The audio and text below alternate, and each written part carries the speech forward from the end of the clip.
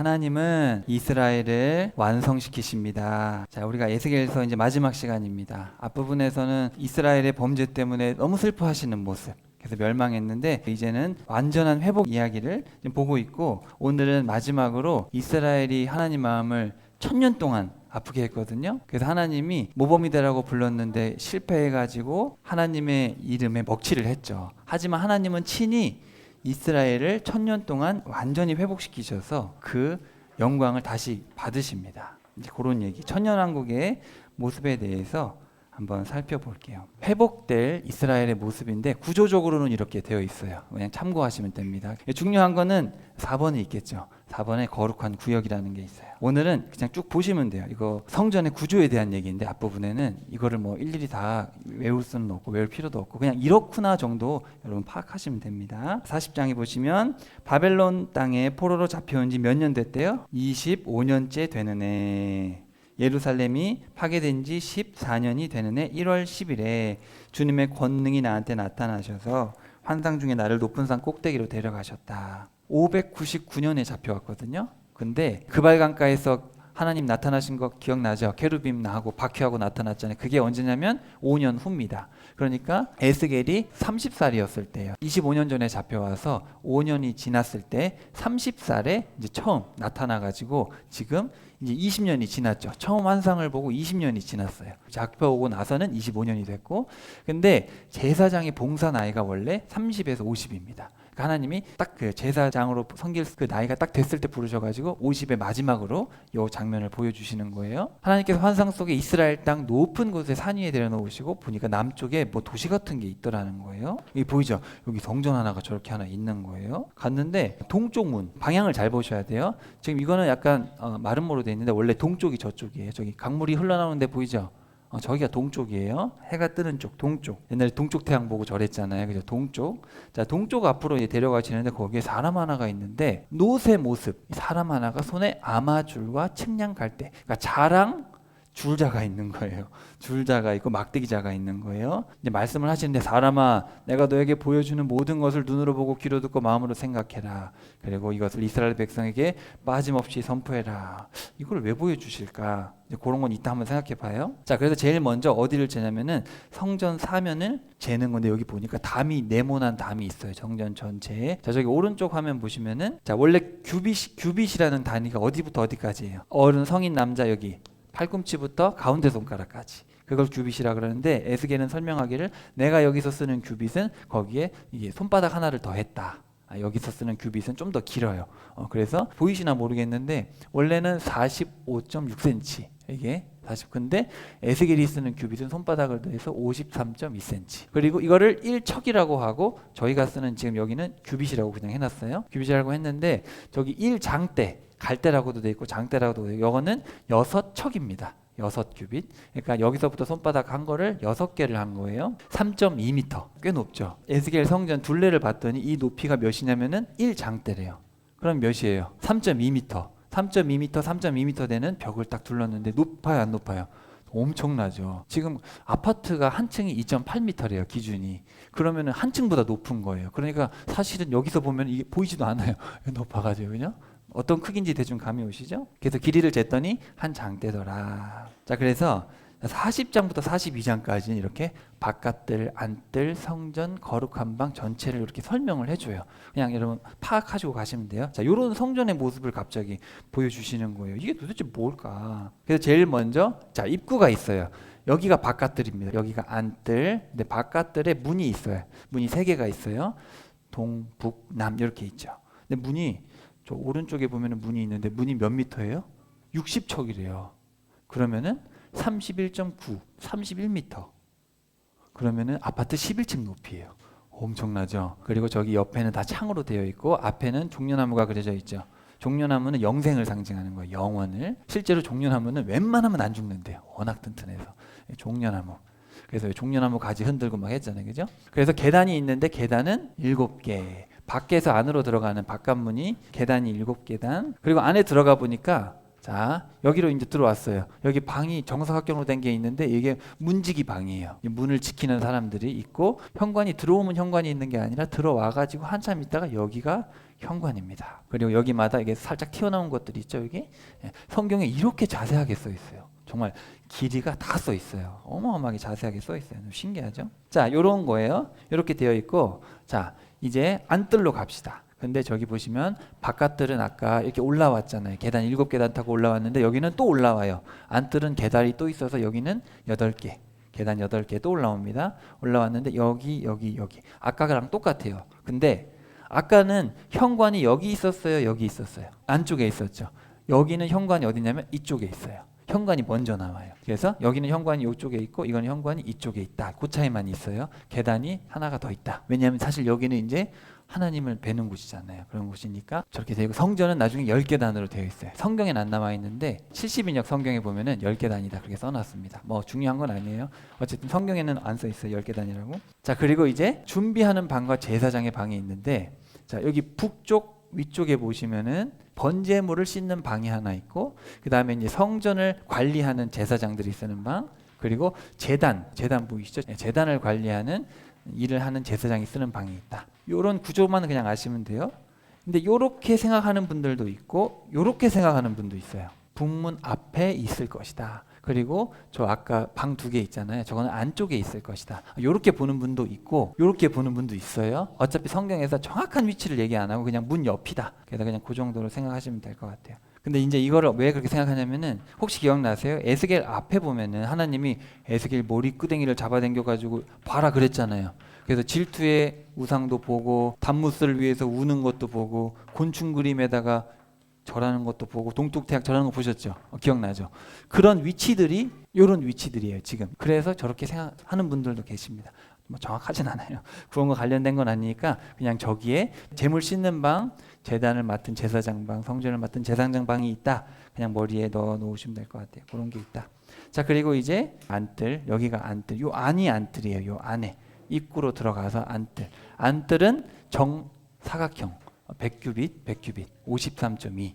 여러분 53.2면 결코 작지 않죠. 성전이 꽤 커요. 자, 그 다음에 성전 현관입니다. 자, 성전은 10계단이 또 들어가서 올라가면 돼요. 그리고 2개의 기둥이 이렇게 있어요. 그리고 발 밑에 디딤판이 있다. 근데 저 기둥이 어떤 모양인지는 아무도 몰라요. 성경에는 안 써 있어요. 그냥 기둥 2개가 있더라. 맞아요. 솔로몬 성전에도 2기둥이 있었죠. 근데 제가 개인적인 생각에는 그게 이방 영향을 받았을 것 같은데, 왜냐면 이방 신들이 이렇게 항상 했거든요. 근데 여기도 있는데 어떤 의미 저도 잘 모르겠어요. 그것까지는. 그냥 기둥이 있더라 2개가 그렇게 써 있습니다. 현관이 바로 앞에 있어요. 자, 이제 성소로 한번 들어가 봅시다.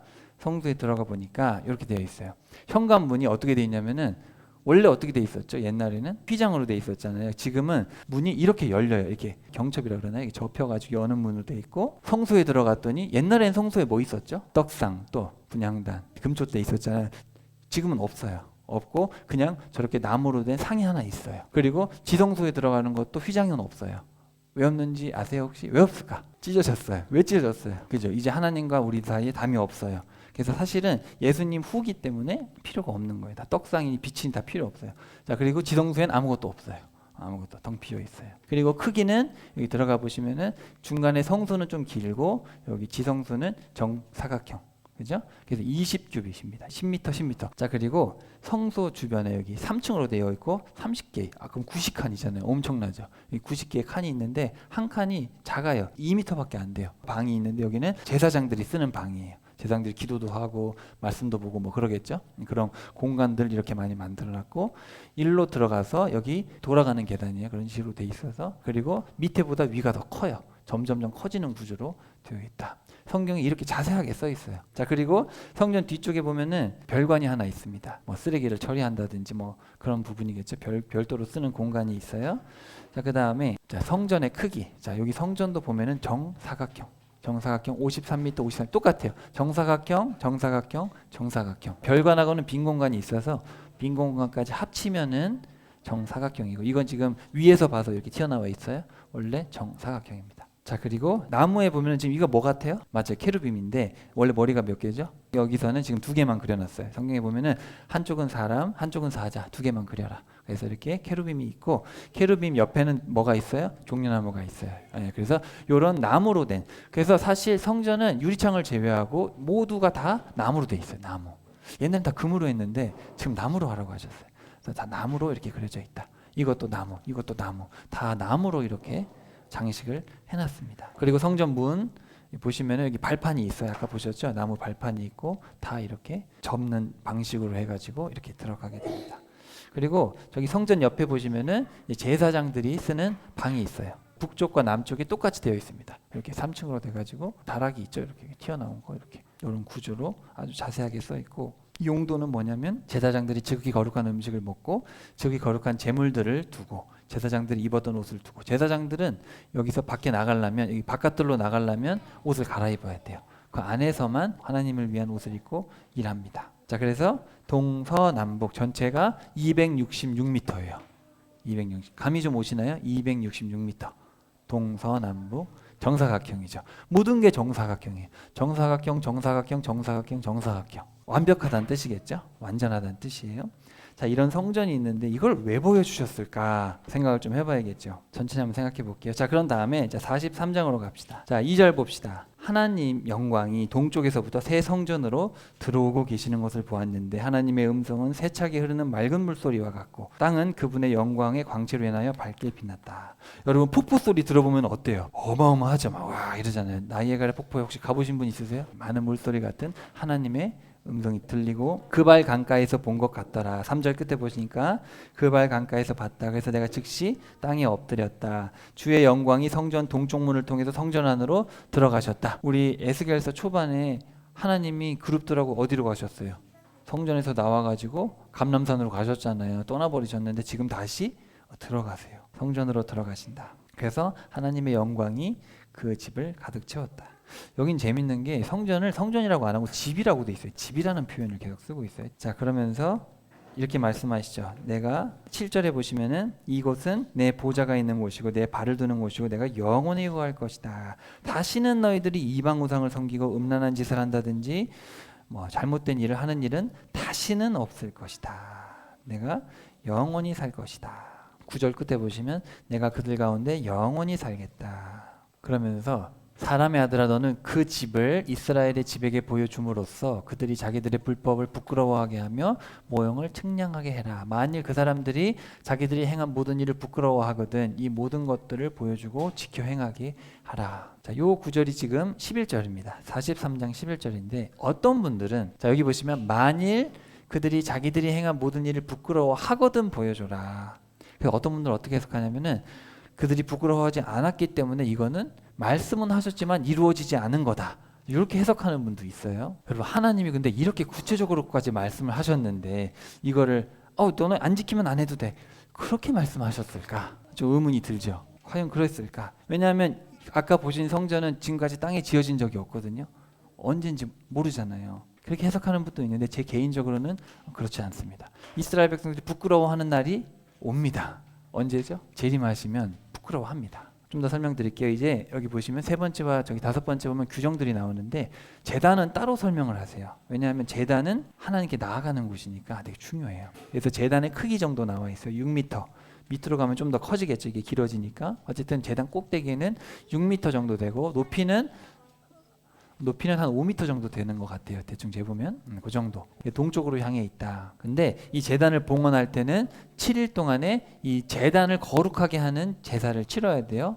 그래서 제단을 7일 동안 동물들을 통해서 거룩하게 하고 나서 8일째부터는 제사, 올림제와 화목제를 드려라. 저는 올림제로 번역한 게 뭐냐면 여러분이 흔히 아는 번제 아시죠? 번제. 번제를 원어로 보면 올려드리는 제사입니다. 태울 번자가 아니에요. 태울 번자는 방식을 얘기하는 거고 우리가 번제 소제를 할 때 원문은 올림제, 올려드리는, 다 태워서 다 드리는. 그래서 번제에서 얘기하는 거는 다 드리는 걸 얘기하는 거예요. 그래서 올림제라고 제가 번역을 했어요.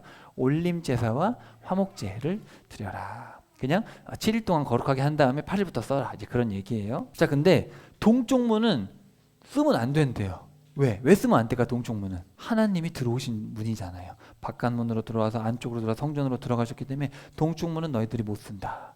다만 통치자는 그 성전의 현관문까지 들어와라. 현관문에 와서 여호와께서 먹고 그 길로 나간다. 나중에 보시면 아시겠지만 문지방까지만 올 수 있어요. 그 안으로는 못 들어가요. 어째 동쪽 문은 못 쓴다. 하나님이 들어오셨기 때문에.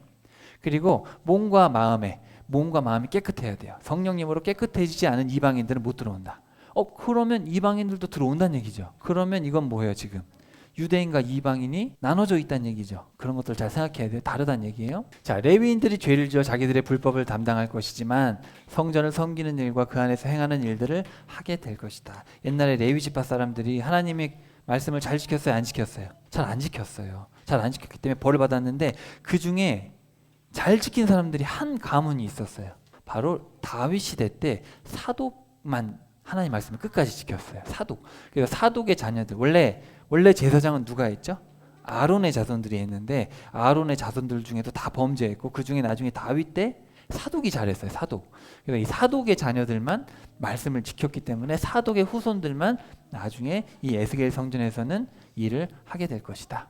그래서 여기 보시면은 단정하게 해야 되고 바깥을 나갈 땐 예복을 벗어야 되고 항상 모시로 된 순수한 옷을 입어야 되고 이스라엘 처녀나 제사장의 과부만 결혼해야 되고 음주하면 안 되고 구별하는 법을 가르쳐 줘야 되고 하나님의 정의대로 재판해야 되고 가르침과 규정대로 절기와 안식일을 지키고 가족 외에는 시체를 만져서는 안 된다. 옛날에 제사장들은 옷이 되게 화려했잖아요. 그죠? 대제사장이 있었는데 지금은 그런 게 없어요. 그냥 사독 계열의 자녀들이 제사장 일을 한다. 그리고 너희들은 역시 분깃이 없다. 하나님이 너희들의 유산이 된다. 그리고 소제와 속죄제와 속건제와 제물을 먹을 수 있고 바쳐진 모든 것들이 다 그들의 될 것이다. 그러니까 가장 좋은 것들은 너희들에게 주겠다. 너희들이 주를 위해서 봉사하기 때문에 내가 특별히 바치는 좋은 것들은 너희들에게 주겠다. 그리고 너희들은 백성들을 축복해라. 예수님이 우리를 위해 돌아가셨고 영원한 속죄 제물이 되셨잖아요. 우리의 죄가. 근데 속죄가 왜 필요하죠, 그럼? 그리고 이건 도대체 언제 할까? 고민을 해봅시다. 질문만 던져놓고 이따 한번 같이 생각해봐요. 45장에 가시면 거룩한 땅을 구별해라. 거룩한 땅. 자, 보시면은 25,000척. 그러니까 13.3km입니다. 꽤 크죠? 13.3km가 어느 정도 되는지 감이 안 오셔서 제가 가져왔어요. 바로 우리가 살고 있는 세종, 행복도시만인데 행복도시 여기서부터 여기까지 11km 정도 됩니다. 그러니까 사실은 세종만 하죠. 세종보다 조금 커요. 네, 그 정도 크기예요. 감이 오시죠 이제? 그 정도 크기예요. 자, 그래서 제사장들, 사독자손에게 주는 땅이 여기서 집 짓고 살고 여기는 레위 사람들이 집 짓고 살고 여긴 성읍이 있어요. 성읍이 있고 그 옆에는 이제 성읍에 속한 땅이다. 공동 소유다. 이런 설명이 되어 있습니다. 저 성읍의 크기는 2.39km. 성경에 아주 자세하게 써 있고 그리고 이 옆 땅들은 다 누구의 땅이냐? 바로 왕의 땅. 이제 왕이라고 되어 있는데 원문에 보면 이 낫이라는 히브리어는 왕은 아니에요. 멜렉이 왕이고 왕이라는 거는 통치자. 왕과 통치자는 달라요. 그러니까 대표격이에요. 대표격. 대표의 땅입니다. 그리고 이게 뭐냐면 요 초록색이에요. 초록색. 266m 되는 초록색 성전이 있다. 그리고 성전 주변에는 여기 목초지가 있어요. 목초지가 있고 여기 50척이니까 26m 목초지. 성경에 보면 다 나오는 얘기예요. 제가 빨리 그냥 설명드리는 겁니다. 그래서 이렇게 세종시만한 거룩한 땅을 따로 구별하신다. 또 규정에 대해서 설명을 하시는데 이스라엘 통치자들아 너희들은 정의와 공의를 행하라. 백성들을 위해서 속죄제를 드려라. 자, 이런 것들은 다 통치자의 책임이다. 통치자가 대표로 이렇게 명절과 초하루라는 거는 매달 1일이에요. 1월 1일, 6월 1일, 3월 1일 안식일과 모든 엄숙한 날에 올림제와 소제와 전제를 드려라. 자, 그리고 절기가 있는데 1월 1일에는 수송아지 한 마리 첫날이니까 그리고 1월 7일에는 실수로 죄 지은 자들을 위해서 1월 14일은 6월절이기 때문에 6월절을 지키고 7월 15일부터 7일 동안 22일까지는 초막절입니다. 6월절 초막절. 아니 예수님이 오셨는데 이거 왜 지키라 그러지? 왜 지키라 그럴까요? 이런 거를 성전 안뜰 동문 닫아두는 거잖아요. 문은 닫아두라 그랬는데 언제 여냐면은 초하루 때만 열어라. 제사장들이 번제단에서 통치자가 드린 올림제와 화목제물을 드릴 때 통치자는 안뜰 동문 현관 문지방에서 엎드려 경배하고 돌아가라. 네, 문지방까지만 오는 거예요. 들어오지 못해요. 문지방까지. 그리고 모든 백성들도 안식일과 매월 초하루에는 안뜰 동문 입구에서 주 앞에 엎드려 경배해라. 통치자는 바깥문 저기 북쪽과 남쪽에 있는데 들어왔던 길로 나가면 되고 백성들은 북쪽으로 왔으면 남쪽으로 나가고 남쪽으로 갔으면 북쪽으로 나가라. 이런 지침들이 있어요. 설명은 안 돼 있어요. 왜 그렇게 해야 되는지 설명은 안 써 있어요. 그냥 그렇게 해라. 그리고 통치자와 백성들이 함께 해야 될 때는 백성들이 나갈 때 같이 나가라. 그 다음에 절기와 성회 때 이런 것들 수송아지 한 마리 밀가루 이런 것들 하고 통치자가 자원할 때도 동쪽 문을 열어주고 바로 닫아라 하고 나면 문지방까지 예배드리고 가면 닫아라. 그리고 제사장들은 아침마다 이렇게 제사를 드려라. 자, 그리고 통치자, 아까 통치자의 땅 기억나시죠? 그 거룩한 구역 옆에 자, 아들에게 주는 선물은 상속이 되지만 종들에게 주는 선물은 자유의 해가 되면 통치자에게 돌아간다. 자, 통치자는 백성의 소유에서 학대로 취해서는 안 되고 자신의 소유에서만 상속해라. 아니, 이렇게 자세하게까지 말씀하실 게 뭐 있을까? 자, 그리고 여기 보시면 부엌이 있어요. 부엌. 그래서 여기에 이제 제사장들이 뭐 처리해야 될 음식들이 있겠죠. 하나님께 바치고 난 그런 것들. 그리고 저기 끝에 오른쪽 그림에 보시면은 사면 끝에 있는 거는 백성들의 재물을 삶는 부엌이에요. 삶는 부엌이고, 여기 방이 또 30개가 있어요. 남쪽에 여기 5개 30개의 방이 있어요. 용도는 안 써 있어요. 안 써 있는데 뭐 제사장들도 쓰고 또 예배드리러 온 사람도 쓰는 그런 방이겠죠. 방이 30개가 있다. 그렇게 설명이 되어 있습니다. 자, 여기 보시면은, 자, 성전에서 뭐가 흘러나오죠? 여기 물이 흘러나와가지고 현관 남쪽으로 해서 이렇게 물이 흘러간다는 거예요. 에스겔이 간 거예요. 에스겔이 천척을 갔대요. 532m를 갔더니 발목까지 오고, 532 천척을 더 갔더니 무릎까지 오고, 천척을 더 갔더니 물이 허리에 오르고, 천척을 더 갔더니 이제 건널 수가 없더라. 이게 뭘까? 왜 강이 나올까? 자, 그래서 자, 강둑의 좌우에는 나무가 심이 많더라. 그렇게 써 있고, 47장 8절에 보면 계속 동쪽으로 흘러 아라바로 내려갔다가 바다로 들어갈 것이고, 그러면 죽은 물이 살아날 것이다. 저희 성경에 보면은 요단 계곡에 흐르고 거기서 또 계속 흘러서 사해에 이른다. 이 물이 사해로 흘러 들어가면 사해의 죽은 물이 다시 살아나게 될 것이다. 여러분, 저기 사해가 있어요. 지금도 있거든요. 사해에 가면은 염도가 너무 높아서 물고기가 살 수가 없어요. 사람 몸도 뜨고. 근데 실제로 죽은 강, 사해잖아요. 죽은 바다잖아요. 근데 죽은 바다가 저기 있는데 성전에서 흘러나온 물이 동쪽으로 가다가 어떻게 돼요? 사해까지 흘러 들어간다는 거예요. 사해까지. 그래서 사해가 산다는 거예요. 그래서 9절에 보시면은 강물이 흘러가는 곳마다 모든 생물들이 무성하게 살아날 것이고 온갖 물고기들이 심히 번성할 것이고, 그것은 이 강물이 사이로 흘러가 들어가면 그 바닷물이 살아날 것이기 때문이다. 그렇다. 정령이 강물이 흘러 들어가는 곳마다 모든 생명들이 힘차게 살아날 것이다. 그래서 어부들은 엔게디에서부터 에네글라임까지 고기를 잡을 것이다. 엔게디는 저기 다윗이 숨었던 엔게디 동굴이 있는데, 에네글라임은 어딘지 몰라요. 학자들은 북쪽이다 얘기하는데 어떤 사람은 동쪽이다 얘기하는데, 어쨌든 간에 사해에 물고기들이 넘쳐날 것이다. 그리고 11절에 보시면은 사해 주변의 늪지대와 물웅덩이는 살아남지 못하고 여전히 소금의 땅으로 남아있을 것이다. 너무 구체적으로 써셨죠. 자, 근데 제가 왜 저렇게 그림을 저렇게 그렸냐면, 지금 강물이 흘러서 어디를 통과해요? 강물이 동쪽으로 안 가고 어디로 갔어요? 동쪽으로 가다가 성읍을 통과해서 좌우로 나눠졌죠. 자, 요건 또 어디 나오냐면은 스가랴서에 나오는데, 스가랴서 이제 보면은 스가랴서는 뒤에 3장 뒤에 6장이 나옵니다. 그래서 9, 10, 11, 12, 13, 14 이렇게 되어 있는데, 9, 10, 11은 초림, 12, 13, 14는 재림입니다. 3장은 초림, 3장은 재림. 근데 요 재림은 뭐냐면 천년왕국이 시작되기 전의 과정을 다 설명하고 있어요. 자, 주의 날이 다가온다. 열방이 예루살렘을 칠 것이고 절반은 포로로 잡혀가고 절반은 성읍에 남을 것이다. 그때 여호와께서 오셔서 싸울 것이다. 그날에 주께서 예루살렘의 동쪽 올리브산에 서 계실 것이다.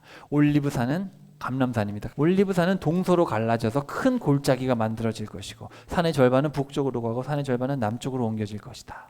그 골짜기가 아셀까지 이어지고 너희는 그 골짜기로 도망칠 것이다. 우시야 왕 시절에 산이 심리가 가버리는 그런 지진이 있었거든요. 고고학적으로도 발견이 됐어요. 산이 심리를 가버렸어요. 그래서 그런 시절처럼 너희도 도망갈 것이다. 그때 내 하나님 여호와께서 모든 거룩한 사람들과 함께 올 것이다. 예수님이 재림하실 때 거룩한 성도들과 함께 온다. 믿는 사람들이 새로운 몸을 입고 올라가잖아요. 그래서 거룩한 성도들과 함께 내려오신다. 그날이 오면 빛이 없을 것이고 빛나는 것들 해와 달과 별이 없어진다. 그날이 언제 올지는 여호와께서 아신다. 그날은 낮이 따로 없고 밤도 따로 없을 것이다. 언제나 밝고 저녁이 돼도 오히려 밝을 것이다. 뭔가 천지지변이 일어난다는 얘기죠. 자, 근데 이 이야기를 한 다음에 그날이 오면 생수가 예루살렘에서 흘러나와서 절반은 동쪽 바다로 흘러가고 절반은 서쪽 바다로 흘러갈 것이다. 아까 그 성읍 기억나세요? 제사장, 레위인, 성읍 네모난 게 있었잖아요. 그 성읍이 바로 예루살렘 성읍이죠. 성전하고 이 성읍이 구분되어 있는데, 흘러나오는 물이 성읍에서 동서남북으로 갈라진다. 여름과 겨울에 흐르고 여호와께서 세상의 왕이 되시고 여호와만 홀로 주가 되실 것이다. 한 분이신 그분의 이름만이 섬김을 받을 것이다. 게바에서 예루살렘. 자, 게바가 저 위쪽, 예루살렘 위쪽이고 림몬이 남쪽이에요. 그래서 온 땅이 아라바처럼 평야가 될 것이다. 그때는 그 성읍 지역이 평야가 된다. 이렇게 얘기를 합니다. 예루살렘은 높이 솟아있을 것이다. 그곳에 사람들은 살고 다시는 멸망하지 않을 것이고 예루살렘은 안전할 것이다. 자, 여러분, 이렇게 구체적으로 사회 얘기하시고 지역까지 얘기하시고, 이게 그러면 과연 상징일까? 그거를 뭐라 그러냐면 무천년설입니다. 들어보셨어요? 그래서 우리가 이 천년왕국을 해석할 때 크게 두 가지예요. 나머지 후천년설이나 세대주의전 그거는 그냥 이미 아니라고 생각을 하고요. 무천년설은 다 그냥 상징이고 예수님 오시면 천국이다. 그냥 천년왕국은 완전하신 하나님의 계획의 그냥 상징적인 해석이다. 이제 그렇게 해석하는 분이 있고, 또 다른 분들은 역사적으로 해석을 해서 이거는 실제로 이루어지는 것이다. 좀 더 설명드릴게요, 이따가. 자, 그리고 여기 보시면은 자, 이제 땅이다에서 나옵니다. 자, 봅시다. 자, 너희들 조상들에게 이 땅을 줄 것이라고 내가 맹세했기 때문에 이 땅을 줄 것인데 이 땅을 이렇게 분배해라. 성경에 읽어보시면은 그 구역을 정확한 지명을 말씀하셔요. 그래서 이렇게 해서 요런 모양으로 바로 하나님께서 아브라함에게 원래 약속하셨던 땅이 저 땅이거든요. 저렇게 돼 있어요. 근데 점령을 못했죠. 이쪽은 거의 점령도 못했고 솔로몬 때 어느 정도 점령했지만 거의 점령 못했어요. 요쪽만 했었죠. 아브라함과 이집트 탈출할 때 약속했던 그 땅 그대로, 여호수아에게 약속했던 그대로 내가 줄 것이다. 뭔가 좀 감이 오죠. 하나님께서 왜 이렇게 구체적으로 말씀하실까? 여기 뭐예요? 여기 보이세요? 저기가 바로 초록색으로 된 데가 뭐예요? 거룩한 구역. 그 중간에 이제 사독 제사장의 땅이 있고 거기에 성전이 있고 그 밑에 이제 성읍이 따로 있고, 이 노란색은 뭐예요? 그러면 노란색은 왕의 땅, 통치자의 땅이에요. 자, 지파에 따라서 유산을 나눠줘야 한다. 그리고 이방 사람들도 땅을 유산으로 할당해라. 뭔가 다르죠. 이방 사람들도 같이 결혼해서 자식을 낳고 이 땅에 살고 있으면은 유산으로 해라는 거예요. 옛날과 다르죠. 달라요. 옛날에는 그러지 않았거든요. 반드시 그렇게 해라. 반드시. 자, 그래서 북쪽 지파의 땅입니다. 위에서부터 단 지파, 아셀 지파, 납달리, 므낫세, 에브라임, 르벤, 유다 지파. 자, 그리고 자, 중앙에 거룩한 땅이 이제 나옵니다. 그죠? 여기 아까 나왔던 거 제사장 땅, 레위 사람, 여기 성읍이 여기 이렇게 있어요. 성읍 예루살렘 땅이죠. 여기가 예루살렘. 자, 그리고 사독 제사장에게 주어라. 왜냐하면 이 사람들은 레위인들과 이스라엘이 타락했을 때 옳은 길을 갔던 유일한 사람들이다. 지극히 거룩한 땅의 일부다. 거룩한 땅의 일부. 그 다음에 레위인들의 땅을 팔거나 교환해서는 안 된다. 레위인들의 땅은 구별된 땅이다. 그리고 여기는 속된 땅이라고 되어 있는데 일반적인 땅이다. 그래서 거주지와 목초지로 사용해라. 성읍이 한가운데 있다. 성읍의 둘레 133m 이렇게 동서남북으로 이렇게 되어 있고, 성읍 외 지역은 모든 지파에서 모여 경작하고 성읍의 일꾼들을 위한 양식을 생산한다. 자, 그리고 남쪽에 있는 5지파. 자, 그리고 여기 보시면은 여기 이제 이 문이 있어요. 그래서 지파별로 르우벤부터 시작해서 이렇게 문이 있다. 그리고 이 성읍의 이름은 뭐예요? 따라해 봅시다. 여호와 삼마, 여호와께서 거기 계시다. 이런 성읍으로 불려질 것이다. 아니, 이런 성을 왜 보여주셨을까? 자, 그리고 한 가지만 더 설명드릴게요. 자, 이사야서에 보면은 이 천년왕국에 대해서 얘기하면서 거룩한 길이라고 불리는 대로가 생길 것이다. 이 대로가 어디 생길지 모르겠죠. 하지만 어쨌든 이 거룩한 성읍으로 가고, 또 이방의 모든 사람들이, 자, 부정한 사람은 다닐 수 없고 구속함을 받은 사람들만 다닐 수 있고 짐승들은 전혀 없고 오직 속량함을 받은 사람들만 모두가 기뻐 노래하면서 주의 거룩한 산 시온에 이를 것이다. 각자 머리 위에 영원한 기쁨이 머무를 것이고 그들에게는 항상 감사와 즐거움 넘쳐나고 슬픔과 탄식이 영영 사라질 것이다. 오라 우리가 여호와의 전에 이르자. 그러면서 이 세상에 있는 모든 나라 사람들이 이제 예수님이 직접 계시니까 예수님을 만나러 오는 겁니다. 그래서 이 성으로 오고 나중에 성전으로 다 예배하러 오겠죠. 이 성으로 다 오고. 근데 큰 대로가 있을 것이다. 성경에 보시면은 자, 천년 왕국, 이런 천년 왕국의 개념이 있고, 여러분이 몇 가지 기억하셔야 될 게 있는데, 자, 곡과 마곡의 전투가 있다. 기억나시죠? 그거는 언제 일어나는 거예요? 천년 왕국 끝날 때. 그죠? 천년 왕국 끝나고 완벽한 심판이 있을 때죠. 3번입니다. 3번. 여러분 혹시 아마겟돈 들어보셨어요? 아마겟돈? 아마겟돈은 언제냐면은 천년 왕국 직전에. 그래서 이게 언제 나오냐면은 여기 6번째 대적. 여기 나와요. 그러니까 여러분이 이렇게 생각하시면 돼요. 아마겟돈 전쟁은 예수님 재림하셔서 천년왕국 들어가기 전에, 그때 마지막 발악이고요. 그 다음에 이 곡과 마곡의 전쟁은 이제 천년왕국까지 끝내시고 나서 이제 완벽한 새 예루살렘을 이제 끝냈을 때, 완전히 끝날 때 마지막 발악할 때가 바로 곡과 마곡의 전쟁이다. 성경의 순서는 그래요. 이게 되어 있고, 그리고 1번은 이제 여러분이 흔히 많이 얘기하는 이제 3차 전쟁, 중동 전쟁. 그거는 6번째 나팔 불 때. 6번째 나팔 불고 우리는 7번째 나팔 불 때 우리는 올라가고 예수님 재림하시고 밑에는 7 대접을 붙습니다. 그때 이제 이때 우리는 없겠죠. 네, 아마겟돈 전쟁할 때 우리 없어요. 천년왕국 때에서 죽음이 있죠. 좀 달라요. 그래서 어떤 분들은 이 천년왕국을 그냥 상징이다. 지금 우리가 봤던 에스겔 성전이고 뭐고 그냥 다 상징이다. 다 상징이기 때문에 의미가 없고 그냥 예수님 재림하시면 영원한 천국이과 지옥이다. 근데 이 천년왕국과 새 예루살렘이 좀 다릅니다. 자, 우리도 보시기에는 알겠지만 이제 제일 정확한 제가 보기에는 이게 천년왕국에 지어질 예루살렘에 지어질 성전일 것 같은데 근데 이제 우리가 해결되지 못하는 문제들이 있죠. 왜 제사가 있냐? 근데 또 이거를 상징으로만 보기에는 너무 구체적이에요. 그리고 만약에 하나님이 회개하면 보여주고 회개 안 하면 보여주지 마라. 아니 그럴 거면 이렇게 굳이 자세하게 그죠? 이루어지지도 않을 걸 이렇게 자세하게 하실 필요가 있을까? 일단 이거 설명드리고 한번 고민해 봅시다. 자, 천년왕국 때 보면은 이사야서에 보면은 천년왕국을 창조하신다 그랬어요. 없던 게 생기는 거예요. 근데 이것도 새하늘과 새 땅입니다. 여러분 보시면 성경에 보면 이것도 새하늘과 새 땅이고 저것도 새하늘과 새 땅인데 달라요. 자, 여기 보면은 처음 하늘과 처음 땅이 세워져요. 그리고 예루살렘 지금 있는 이 예루살렘에 세워지고 천년이라는 일시적인 시간이고 성전이 있어요. 그리고 마귀는 천년 동안 갇혀 있고 그리고 여기서는 죄가 있고 저주가 없진 않아요. 있긴 있어요. 그리고 죽음이 있습니다. 근데 100년 살면 왜 이렇게 일찍 죽었대? 이제 그런데요. 그런 이사야서에 글 나오죠.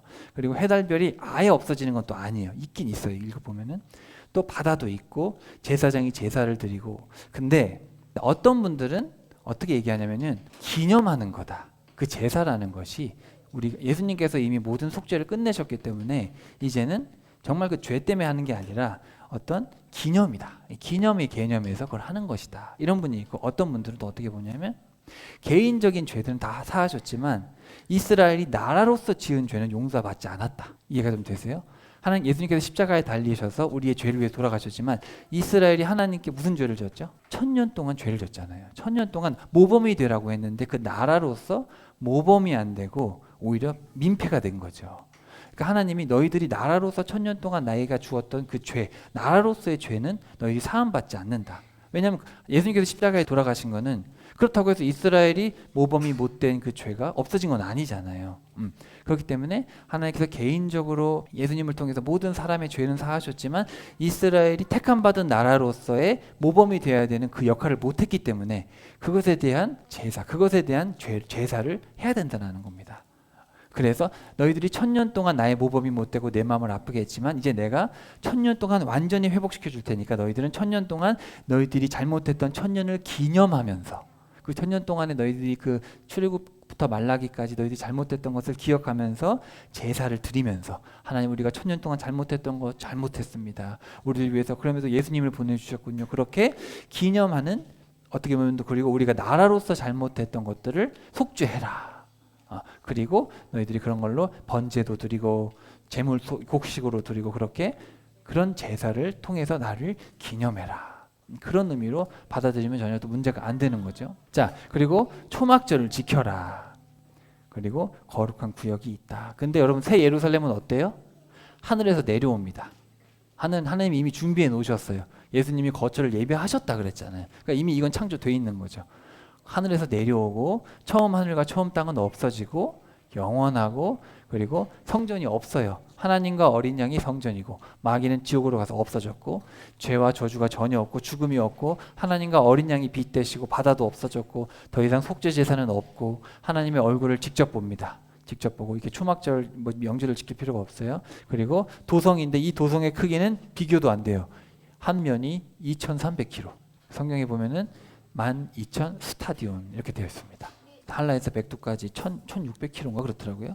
그러니까 더 크죠. 우리나라보다 더 큽니다. 이런 차이점들이 있어요. 천년왕국이 있고 천년왕국에 에스겔 성전이 있다. 이게 무슨 의미일까? 저는 이렇게 생각합니다. 여러분 이건 구원과 관련된 문제는 아니에요. 어떻게 생각한다고 해서 여러분이 이건 상징이다라고 믿든지 진짜 있을 거라고 믿든지 그렇다고 지옥 가고 이런 건 아니지만 제가 개인적으로 봤을 땐 이렇습니다. 이스라엘 백성들이 1000년 동안 모범이 돼야 되는 택한 백성이었어요. 하나님이 바벨탑 사건 이후에 다 흩어진 상황에서 너희들이라도 제발 잘해다오. 너희들이 모범이 돼서 정의와 공의를 행해줘서 모든 나라들이 하나님을 우러러볼 수 있도록 해달라고 했지만 1000년 동안 성전이 타락했죠. 죄악의 중심이 됐고 제사가 실패했고 약속이 불신했고 너무 비참하게 죽었잖아요. 아들 딸 먹고 막 삶아먹고 이러자 조롱이 됐어요. 하나님이 택한 백성인데 이렇게 조롱과 멸시를 1000년 동안 당했죠. 그러면은 예수님이 오셔서 죄값을 해결하긴 하셨는데 이스라엘의 명예와 하나님께서 택한 자녀들이 이렇게 망나니 짓을 한 그 명예는 어떻게 되겠어요? 하나님 실패했네? 하나님의 자녀들이 실패했네? 그러면 어떻게 되겠어요? 하나님의 이름에 먹칠이 되는 거잖아요. 그러니까 사실 하나님이 택한 백성들이 잘못하긴 했지만 하나님은 이 자녀들을 다시 완전히 회복시키셔서 이 자녀들이 제 역할을 하게 하시면 하나님의 이름도 다시 회복이 되는 거예요. 그죠? 이스라엘 백성들이 1000년 동안 이렇게 잘못한 거를 하나님은 예수님이 재림하셔서 직접 다스리시면서 직접 완전한 성전, 에스겔 성전, 완전한 성전을 세우시고 세상의 중심이 되게 하시고 기념적인 제사를 드리게 하시고 약속을 성취하시고 은혜로 인생을 살게 하시고 존귀와 영광을 주시잖아요. 그러니까 천년왕국을 통해서 이스라엘이 완전히 회복이 되는 모습을 통해서 하나님의 실추됐던 이름, 하나님의 이 장자였던 이스라엘이 망가뜨려놨던 하나님의 이름이 온전히 거룩함을 받는 거죠. 그러니까 사실 이 과정이 없으면 약간 뭔가 비어 있는 거예요. 이스라엘의 문제가 약간 비게 생깁니다. 하나님은 이렇게 하셔서 완벽하게 이루신 거고, 자, 더 놀라운 게 있죠. 이 사람들이 잘못해서 누가 돌아왔어요? 이방인들이 돌아온 거예요. 이방인들이 돌아오니까 이 사람들 어떻게 됐어요? 나중에 예수님이 재림하실 때 땅을 치고 후회하면서 이 사람들도 돌아오게 됩니다. 하나님은 이런 모든 과정을 통해서 모든 사람들이 구원을 받고 모든 사람, 이방인이든 택한 백성이든 택하지 않았던 백성이든 모든 사람들이 하나님께 영광을 돌릴 수밖에 없게 만들어 놓으신 거예요. 엄청나시죠? 이걸 누가 깨달았냐면 바울이 깨달았어요. 그래서 바울이 로마서 9장부터 3장, 90, 11장에 보면은 로마서의 주제가 뭐죠? 로마서는 구원을 왜 필요한지, 또 구원을 어떻게 받는지, 구원의 역사가 어떻게 펼쳐지는지, 구원받은 자는 어떻게 살아야 되는지 체계적으로 써 있는데, 하나님의 은혜로 이스라엘을 택하셨다. 그런 거에 대해서 누가 뭐라고 할 수 있느냐? 여러분, 토기장이가 토기를 마음대로 만들 권리가 있잖아요. 그죠? 하나님 이스라엘 택한 것 가지고 왜 한국 사람을 안 택하셨어? 하나님 나빠. 그렇게 말할 수는 없어요. 한국 사람 하나님이 그냥 택했으면 택한 거예요. 엄마 아빠가 내 이름을 왜 이렇게 줬어요? 엄마 아빠 나빠요. 그럼 돼요, 안 돼요? 그냥 엄마 아빠가 사랑으로 택한 거야. 그죠? 그렇게 뭐라 할 수 없어요. 그래서 하나님은 이스라엘 은혜로 택하셨다. 그건 너희들이 어떻게 할 문제가 아니다. 근데 이스라엘이 불순종했다. 그렇지만 하나님은 예수님을 보내셔서 이제는 이스라엘이든 이방인이든 신실함으로, 예수님께서 신실하셨기 때문에 그 신실하심을 따라가는 자들은 구원하기로 작정하셨다. 이렇게 은혜를 베푸신 거 아니냐. 예수 그리스도를 믿음으로라고 번역할 수도 있지만 예수 그리스도의 신실함입니다. 예수 그리스도의 신실함으로 우리에게 그 신실함이 주어진 거다. 그래서 이제는 예수님 때문에 우리가 살게 됐다. 하나님은 끊임없이 알려주셨다. 끊임없이 알려주셨기 때문에 이방 이스라엘 중에서도 남은 자들이 있다. 누구예요? 사도들, 제자들, 예수님의 제자들. 이스라엘이 하나님을 떠났지만 제자들이 있었어요. 제자들이 복음을 전했죠. 사역을 했고, 그리고 나중에 이방인들의 구원을 통해서 나중에 예수님 재림하실 때, 우리 스가랴서 공부하면 알겠지만 예수님이 재림하시면 이스라엘 백성들이 어떻게 되는지 아세요? 땅을 치고 후회합니다. 후회하고 눈물을 흘리고 여자든 종이든 뭐 다 회개의 눈물을 펑펑 흘려요. 그 이야기가 스가랴서에 나와요. 하나님께서 예루살렘에다가 회개할 수 있는 물이 흘러나오는 걸 만들어 주셔서 다 죄를 씻어 주십니다. 이방인들의 구원을 통해서 이스라엘이 질투심에 나가지고 회개하고 돌아온다. 그래서 이스라엘의 구원이 완성되게 하셨다. 근데 이 이야기를 하면서 원나무는 누구예요? 이스라엘이고, 우리는 뭐예요? 접붙여 있는 거죠. 하나님이 원래 이 사랑하셨던 이스라엘 얼마나 사랑하셨냐. 그래도 잘못했으면 잘라버리시고 너희를 이렇게 붙여놓은 건데 너희들 제대로 믿어야 되지 않겠냐. 너희들 이스라엘이 잘못해서 너희들을 이렇게 하셨다고 해서 하나님이 이스라엘을 버렸냐? 버리신 건 아니다. 그러니까 너희들도 두렵고 떨림으로 해야지. 접붙였다고 대충 믿으면 안 되고 감사함으로 해야 되고, 이스라엘도 버리시지 않고 하나님은 이렇게 원가지 이스라엘을 통해서 너희를 구원하시고 또 너희를 통해서 이스라엘도 끝까지 구원하신다. 그래서 하나님은 모든 자들이 구원받기 위해서 이렇게 하신 것이다. 그러면서 이제 여러분 11장 33절 36절에 보면 바울이 눈물을 흘리죠. 하나님의 이 위대하신 구원의 역사를 누가 다 헤아리리요. 이렇게 하나님이 전 인류를 구원하시기 위해서 이런 계획을 하셨는지 누가 알리요. 막 눈물을 흘리면서 찬양을 합니다. 자, 그러면서 이제 여러분 잘 아시는 말씀. 자, 로마서에 보면 하나님의 선물, 은사라고 번역되어 있는데 하나님의 선물들과 부르시면은 뜻을 돌이키는 일이 없느니라. 여러분, 하나님이 우리에게 자유의지를 주셨어요, 안 주셨어요? 하나님이 우리를 천국 갈 거 예정하셨어요, 안 하셨어요? 우리가 얼마 전에 나눔하면서 예정이냐 자유의지냐 막 얘기를 했거든요. 하나님은 예정하셨죠. 모든 걸 예정하셨어요. 근데 하나님 우리에게 자유의지를 안 주셨느냐? 의지를 주셨어요. 근데 하나님 놀라운 게 하나님은 우리가 우리의 삶을 개척하게 하셨는데 그럼에도 불구하고 하나님은 우리의 자유의지 속에서 모든 것이 가장 선하게 예정하신 거예요. 우리의 머리로는 이해가 안 되죠. 근데 여러분 이건 숙명론은 아닙니다. 저 사람 몇 월 며칠에 교통사고 나기로 정해졌다. 그런 거 아니에요. 그런 건 아니에요. 그런 건 아니지만 하나님은 우리에게 주신 완전한 자유함 속에서 우리 인간들이 우리 사람들이 건설해가는 인류의 역사 속에서 하나님 그 속에서도 가장 선한 길로 이미 완성해 놓으셨어요. 이미 완성돼 있습니다. 하나님은 불안 염려하지 않으세요. 저놈이 저렇게 되면 내 구원 역사가 흔들리는데 그렇지 않아요. 이미 완전히 계획을 하시는데 사람은 다 알 수가 없어요. 그냥 하나님은 하나님께서 우리에게 주시는 선물들 부르심 이거에는 실수가 없어요. 하나님이 이스라엘을 실수로 부르신 게 아닙니다. 이와 같이 이스라엘이 지금은 하나님을 거역하고 있지만 여러분이 받고 있는 하나님의 자비를 보게 되면 그들도 결국에는 회개하고 하나님께로 돌아와 그분의 자비를 받게 될 것입니다. 하나님께서 모든 사람들을 불순종의 상태로 가두신 것은 모든 사람들에게 자비를 베풀기 위함입니다. 그러니까 여러분 지금은 여러분이 뭐 자유의지니 뭐 예정론이니 뭐 이런 걸 막 싸워요. 이해가 안 되니까 막 싸우기도 하고 교회는 이뤄야 되느니 천년왕국은 문자적으로 봐야 되느니 문자적으로 보지 말아야 되느니 막 학자들은 맨날 그거 가지고 싸우거든요. 근데 나중에 보면 그냥 모든 것이 그냥 하나님의 계획 속에서 완벽해요. 그리고 하나님은 제 개인적인 생각에는 아까도 살펴봤지만 문자 그대로 이해하는 것이 가장 맞습니다. 가장 맞고 하나님은 실추된 이미지를 위해서라도 하나님의 영광을 위해서라도 이스라엘이 문자적으로 회복이 돼야지 맞다고 봐요. 그렇게 안 되고 그냥 교회가 이스라엘을 대체해버렸다고 생각해버리면 이스라엘이 실패한 역사에 대해서 약간 답이 안 나오잖아요. 그리고 우리는 저와 여러분은 예수님 재림하실 때 새로운 몸을 입고 예수님과 같이 내려와서 다스리는 존재가 됩니다. 혹시 질문 있으세요? 오늘 좀 어려운 내용을 했는데 그래도 제가 중요한 내용이라서 다뤄야 될 것 같아서 좀 자세하게 다뤘어요. 우리 같이 알아가려고 하는 거니까 저도 최선을 다해서 공부해서 여러분과 나누지만 사람은 다 알 수는 없으니까 자 따라해 봅시다. 하나님은 이스라엘을 완성시키십니다. 정말 놀랍지 않나요? 저는 설교 준비하면서 너무 하나님 어떻게 이런 생각을 하셨을까? 이렇게 완벽하게 우리 구원의 역사를 이루어 가실까? 하나님은 이스라엘을 통해서 완전한 영광을 받으십니다. 우리는 이 하나님께서 행하시는 일에 정말 박수 쳐야 돼요. 어떻게 이렇게 하셨을까? 제가 여러분에게 이렇게 자세하게 알려드린 이유는 우리 어른들, 우리 아이들은 지금 다 이해를 못합니다. 그죠?